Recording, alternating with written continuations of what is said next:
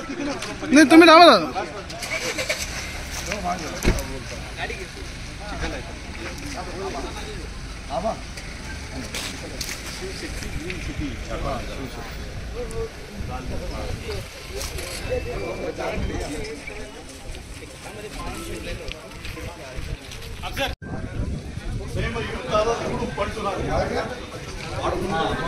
चलो समोर घे.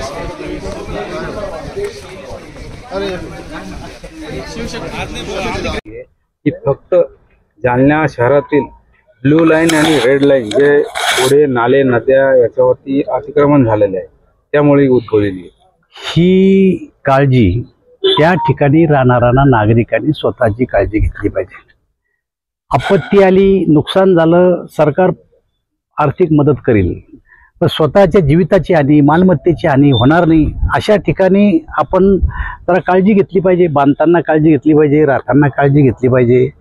पण आपत्ती आली त्याला सरकार सामोरं जातच आहे आणि सरकार नुकसान भरपाई देण्यासाठी सर्वतोपरी मराठवाड्यामध्ये प्रयत्न करणार आहे. 2 दिवसांवर नवरात्री येऊन ठेवलेली आहे आणि अशातच विश्व हिंदू परिषदेने गाईडलाईन्स जारी केल्या आहेत आणि गरबामध्ये मुसलमानांना प्रवेश नाकारलेला आहे आणि जर मुस्लिम बांधव गरबासाठी आले तर त्यांना पोलिसांच्या हवाली करा, ताब्यात द्या असं सांगितलेलं आहे. हे बघा, आमच्याकडं पोळ्यानंतर दसरा, दसऱ्यानंतर दिवाळी, दिवाळीनंतर धुरंडी, धुरंडीनंतर पाडवा, हा जो मोसम आहे हा हिंदूंच्या सणाचा मोसम आहे. आता प्रामुख्यानं मुलं मुली आणि ज्येष्ठ नागरिक सुद्धा काही सणामध्ये भाग घेतात आणि काही कारण नसताना सगळेच मुस्लिम नाही पण काही विध्वंसक लोक त्यामध्ये शिरून काही घटना घडवण्याचा प्रयत्न करतात आणि मागचा इतिहास पाहता अशा गोष्टी घडलेल्या आहे.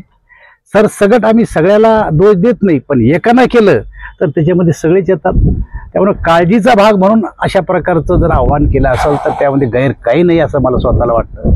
त्यांनी त्यांचे धार्मिक सण करावं, समाजात त्यांनी त्यांचे धार्मिक सण करावं, आम्हाला आमचे धार्मिक सण करू द्यावं. एकमेकांमध्ये इंटरफेअर करू नये, हा त्या पाठीमागची भावना आहे. यामध्ये काही कोणाबद्दलचा द्वेष निर्माण करण्याची भावना नाही आहे. काल योगीजीने यांनी सांगितलं बागेश्वर बाबांनी की जर तुम्ही देशप्रेमी आहे तर राष्ट्रगान म्हणा ना सगळ्या ठिकाणी, चर्चमध्ये म्हणा, मस्जिदमध्ये म्हणा, मंदिरात म्हणा, जनगण म्हणा, म्हणाला काय हरकत आहे, वंदे मातरम म्हणाला काय हरकत आहे, मला समजतच नाही.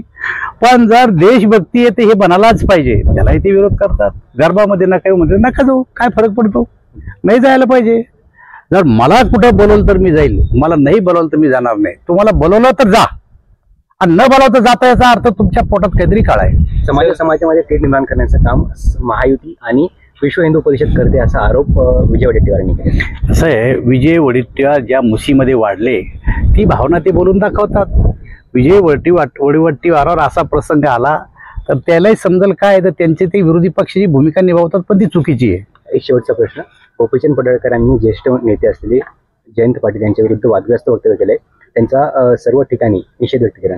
सध्या वाचाळवीरांची राजकीय वाचाळवीरांची काल त्यांनी जे काय वक्तव्य केलं तर आमच्या श्रेष्ठीने त्यांना बोलून समज दिली आणि मला असं वाटतं की त्यांच्या वर्तमानपत्रामध्ये आज तसं आलंय की यानंतर मी बोलताना काळजी घेईल म्हणून.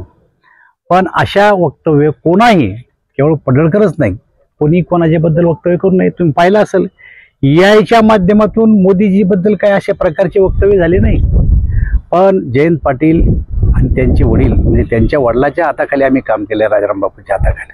जनता पार्टीमध्ये ते असताना मी जनता पार्टीमध्ये होतो. ती फॅमिली मला माहिती आहे, अत्यंत सज्जन, अत्यंत सोज्वळ आणि अशा प्रकाराला ते कधी त्यांनी कोणाच्यावर आरोप प्रत्यारोप केले नाही. तो जो प्रकार घडला त्या प्रकाराबद्दल आमचे नेते देवेंद्रजी फडणवीस त्यांनी त्यांना समज दिली आणि त्यांनी सुद्धा सांगितले मी आता काळजी घेईल. काय पाहणे गेल्या आठवड्यामध्ये मराठवाड्यामध्ये अनेक जिल्ह्यामध्ये अतिवृष्टी झाली आणि त्यामुळं काही शेतीचं नुकसान झालं, काही घराचं नुकसान झालं आणि शहरामधले अनेक वार्डामध्ये पाणी शिरून गाड्या पाण्यात गेल्या, घरात पाणी शिरलं आणि त्यामुळं मोठ्या प्रमाणावर नुकसान झालं. मी काल सिल्लोड तालुक्यामध्ये होतो. नदीचं पात्र सोडल्यामुळे शेतकऱ्याचं नुकसान झालं, घरांमध्ये पाणी शिरलं. त्याच पद्धतीप्रमाणे आज जालन्यामध्ये काही ठिकाणी मी दौरा केला. वार्ड नंबर 23 शिवशक्ती कॉलनी, या कॉलनीमध्ये बाजूला जो नाला आहे त्या नाल्याच्या क्षमतेपेक्षा जास्त पाणी झालं आणि ब्रिज जी काय हाईटचा असायला पाहिजे तो त्या हाईटचा आणि नळकांडी पूल होता, त्या पुलामुळेही पाणी त्यातून पास न झाल्यामुळं पाणी बॅकवॉटर आपल्या या कॉलनीमध्ये शिरलं, मोठ्या प्रमाणावर नुकसान झालं. तिथल्या नागरिकांशी भेटलो, त्यांना बोललो, त्याच्यावर काय इलाज करता येईल पुढच्या काळात तो इलाज करण्याच्या सूचना संबंधित अधिकाऱ्यांना दिल्या. नगर परिषदेचे कमिशनर साहेब या ठिकाणी होते. मला असं वाटतं की या जालना शहरामध्ये निर्माण झालेली परिस्थिती आणि त्याच्यावर काय उपाययोजना करावं लागणार आहे आणि त्यासाठी किती पैसा लागणार आहे याचं किमान अंदाजपत्रक बनवून तुम्ही शासनाला सादर करा.